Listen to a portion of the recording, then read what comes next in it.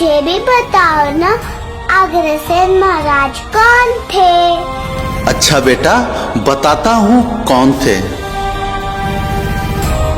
इस कथा की शुरुआत होती है त्रेता युग से, जब श्री रामचंद्र जी के पुत्र कुश की 34वीं पीढ़ी के महाराजा वल्लभ सेन जी के घर बालक अग्रसेन का जन्म होता है। बालक अग्रसेन की कुंडली देखकर ज्योतिषी ऐलान करते हैं कि ये बालक परम प्रतापी प्रजापालक महान शासक बनेगा और इसका कुल इसके नाम से जाना जाएगा। बालक अग्रसेन को शिक्षा ग्रहण करने के लिए मुनि तांडेय के आश्रम में भेजा जाता है, जहां से युवा अग्रसेन अच्छा शासक और मार्गदर्शक बनने के गुण लेकर निकलते हैं।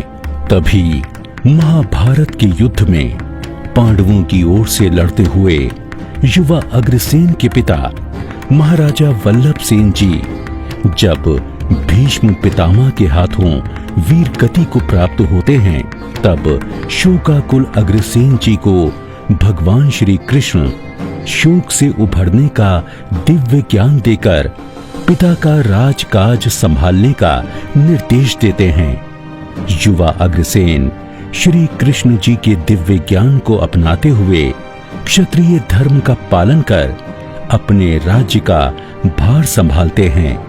उस समय क्षत्रिय धर्म में आहुति के रूप में पशुओं का बलिदान दिया जाता था, जिसे महाराजा अग्रसेन पसंद नहीं करते थे।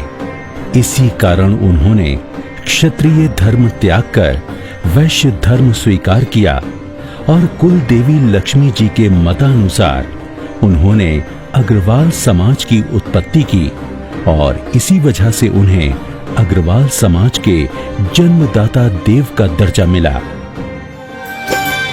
अग्रवंश के गोत देश में जिंदल बिंदल सिंगल है, गोयल धारण मंगल मधुकुल बंसल कंसल उच्छल है। गर्ग है कोई कोई नागल, गोयन ऐरण तिंगल है। शेष बचे हैं 3 नाम जो तायल में तल भंदल है। सभी एकता के संबल हैं। धार्मिक मान्यता के अनुसार युवावस्था में महाराजा अग्रसेन को राजा नागराज कुमुद की कन्या राजकुमारी माधवी के स्वयंवर में शामिल होने का न्योता मिला।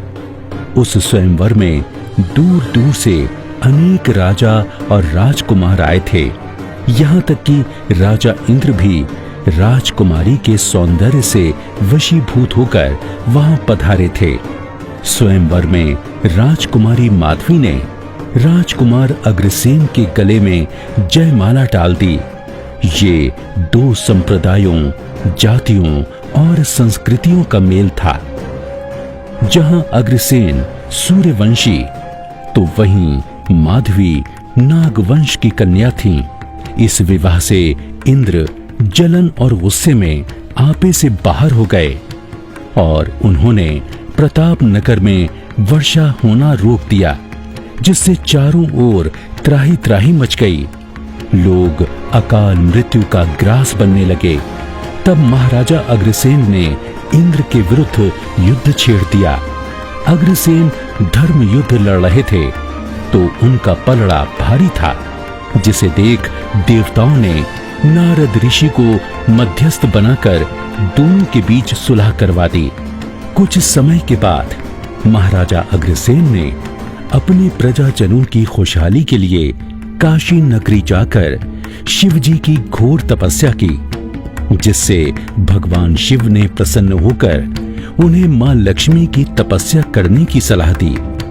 मां लक्ष्मी ने परोपकार हेतु की गई तपस्या से खुश होकर उन्हें दर्शन दिए और कहा कि अपना एक नया राज्य बनाएं और क्षत्रिय धर्म का पालन करते हुए अपने राज्य तथा प्रजा का पालन पोषण व रक्षा करें। उनका राज्य हमेशा धन धान्य से परिपूर्ण रहेगा। अपने नए राज्य की स्थापना के लिए महाराजा अग्रसेन ने अपनी रानी माधवी के साथ सारे भारतवर्ष का भ्रमण किया। इसी दौरान उन्हें एक जगह एक शेरनी एक शावक को जन्म देते दिखी। कहते हैं जन्म लेते ही शावक ने महाराजा अग्रसेन के हाथी को अपनी मां के लिए संकट समझकर तत्काल हाथी पर छलांग लगा दी। उन्हें लगा कि ये दैवीय संदेश है जो इस वीर भूमि पर उन्हें राज्य स्थापित करने का संकेत दे रहा है। ऋषि मुनियों और ज्योतिषियों की सलाह पर नए राज्य का नाम अग्रोदय रखा गया और जिस जगह शावक का जन्म हुआ था उस जगह अग्रोदय की राजधानी अग्रोहा की स्थापना की गई। ये जगह आज हरियाणा के हिसार के पास स्थित है। महाराजा अग्रसेन को समाजवाद का अग्रदूत कहा जाता है। अपने क्षेत्र में सच्चे समाजवाद की स्थापना हेतु उन्होंने नियम बनाया कि उनके नगर में बाहर से आकर बसने वाले प्रत्येक परिवार की सहायता के लिए नगर का प्रत्येक परिवार उसे एक तत्कालीन प्रचलन का सिक्का व एक ईंट देगा, जिससे आसानी से नवागंतुक परिवार स्वयं के लिए निवास स्थान और व्यापार का प्रबंध कर सके। महाराजा अग्रसेन ने तंत्रीय शासन प्रणाली के प्रतिकार में एक नई व्यवस्था को जन्म दिया। उन्होंने पुनः प्रतिष्ठा का बीड़ा उठाया। इस तरह महाराजा अग्रसेन के राज्यकाल में अग्रोदय दिन दूनी रात चौगुनी तरक्की करने लगा। कहते हैं कि इसकी चरम समृद्धि के समय वहां लाखों व्यापारी रहा करते थे। माता लक्ष्मी की कृपा से महाराजा अग्रसेन ने अपने राज्य को 18 गणराज्यों में विभाजित कर एक विशाल राज्य का निर्माण किया था, जो इनके नाम पर अग्रोदय कहलाया। महर्षि गर्ग ने महाराजा अग्रसेन को 18 गणाधिपतियों के साथ 18 यज्ञ करने का संकल्प करवाया। यज्ञों में बैठे इन 18 गणाधिपतियों के नाम पर ही अग्रवंश के 17.5 गोत्रों की स्थापना हुई। उस समय यज्ञों में पशु बलि अनिवार्य रूप से दी जाती थी। प्रथम यज्ञ के पुरोहित स्वयं गर्ग ऋषि बने। सबसे बड़े राजकुमार विभु को दीक्षित कर उन्हें गर्ग गोत्र से मंत्रित किया गया। इसी प्रकार दूसरा यज्ञ गोभिल ऋषि ने करवाया और द्वितीय गणाधिपति को गोयल गोत्र दिया। तीसरा यज्ञ गौतम ऋषि ने गोइन गोत्र धारण करवाया।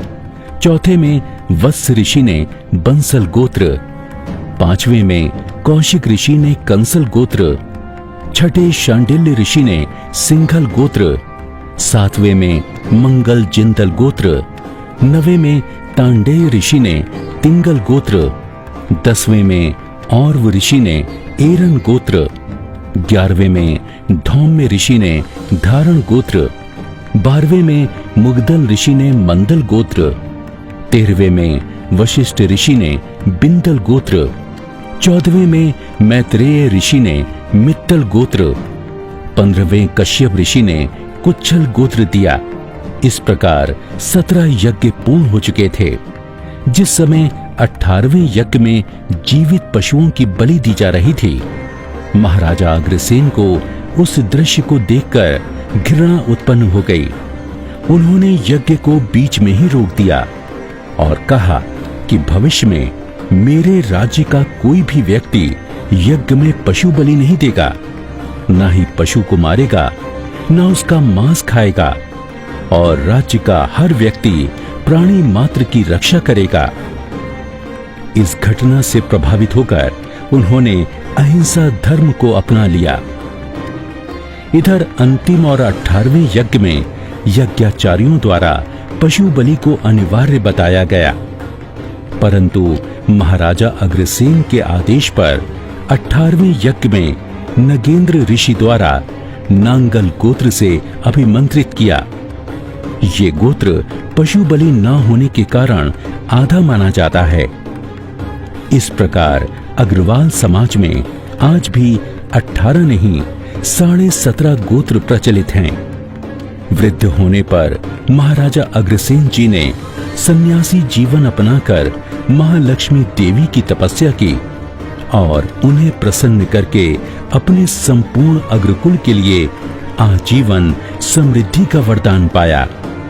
ऐसे परम प्रतापी समाज सुधारक महाराजा अग्रसेन जी अग्रधारण को एक धर्म का रूप देकर और स्वयं भगवान बनकर अपनी पूजा करवा सकते थे, परंतु उन्होंने इसे एक समाज का रूप दिया और हमारे अग्रकुल के महान प्रवर्तक बने। अग्रसेन के वंशज हैं हम, आगे बढ़ते जाएंगे। अग्रसेन के वंशज हैं हम, आगे बढ़ते जाएंगे। अग्रवंश की सेवा में हम मिलकर हाथ बढ़ाएंगे। अग्रवंश की सेवा में हम मिलकर हाथ बढ़ाएंगे। जय जय अग्रसेन महाराज, जय जय अग्रवाल समाज, जय जय अग्रसेन महाराज, जय जय अग्रवाल समाज। अग्रसेन के वंशज हैं हम, आगे बढ़ते जाएंगे। अग्रसेन के वंशज हैं हम, आगे बढ़ते जाएंगे। अग्रवंश की सेवा में हम मिलकर हाथ बढ़ाएंगे। अग्रवंश की सेवा में हम मिलकर हाथ बढ़ाएंगे। जय जय अग्रसेन महाराज, जय जय अग्रवाल समाज, जय जय अग्रसेन महाराज।